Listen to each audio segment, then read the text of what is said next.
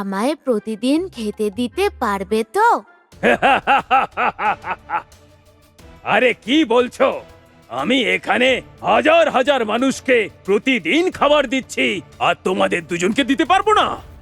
চিন্তা করো না, আজ এই মহাদানী সামন্ত তোমাকে কথা দিচ্ছে, আমার দুয়ার থেকে তুমি কোনোদিন খালি পেটে ফিরবে না। মহাদানী স্বামীর জয় হোক। চন্দ্রমণি, এই গরিব ব্রাহ্মণদেরকে বস্ত্র দান করতে হবে। আগে মহাদানী প্রভু, আপনার যেমন ইচ্ছে।